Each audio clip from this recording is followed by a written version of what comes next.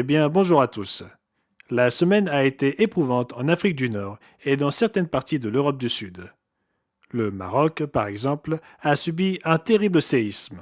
On rapporte que 2900 personnes ont déjà été confirmées mortes et que des centaines d'autres ont peut-être péri. En plus, des centaines de milliers de personnes se sont retrouvées sans abri. Le secteur agricole de la Grèce a perdu un quart de sa production en 2 jours de précipitations qui se sont élevées à 750 mm de pluie en l'espace de 2 jours. Pendant ce temps, des inondations se produisent en Libye. Un torrent de crue déclenché par une puissante tempête dans la nuit de dimanche à lundi a fait sauter 2 barrages et a détruit environ un quart de la ville méditerranéenne de Derna. Des immeubles entiers de plusieurs étages ont été emportés, avec des familles endormies à l'intérieur. La mer ne cesse de déverser des dizaines de corps, a déclaré un responsable à Reuters par téléphone. Nous avons dénombré plus de 5300 morts jusqu'à présent, et ce chiffre est susceptible d'augmenter de manière significative, voire de doubler, car le nombre de personnes disparues se chiffre également par milliers, a-t-il ajouté.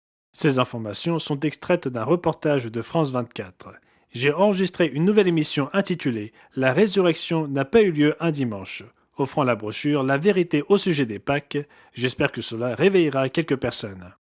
D'Australie, M. Rob Tyler rapporte qu'il a eu l'occasion, en août, de voyager avec son épouse pour rendre visite aux frères et sœurs et au ministère aux Philippines.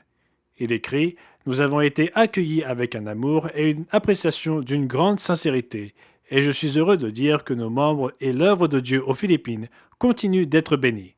Grâce au soutien du siège central, nous avons récemment signé un contrat pour commencer à diffuser nos émissions sur TV A2Z à 22h30 tous les dimanches soirs, et avec la publicité supplémentaire sur Facebook, nous sommes impatients de voir comment Dieu va continuer à ouvrir d'autres portes dans le pays.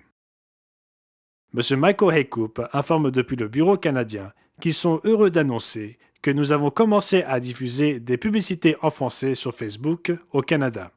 La première de ces publicités propose le cours de Bible et nous commencerons bientôt à faire de la publicité pour les brochures également.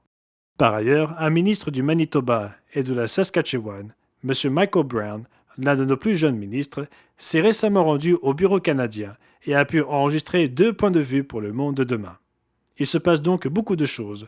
Vous en saurez plus dans le bulletin d'information. C'était Gerald Weston de l'Église de Dieu vivant pour la semaine se terminant le 16 septembre 2023. J'espère que vous passerez une merveilleuse fête des trompettes ainsi que les fêtes suivantes, car beaucoup d'entre vous seront déjà en route avant le jour des expiations d'ici 10 jours, puis la fête des tabernacles. Nous vous en reparlerons une prochaine fois.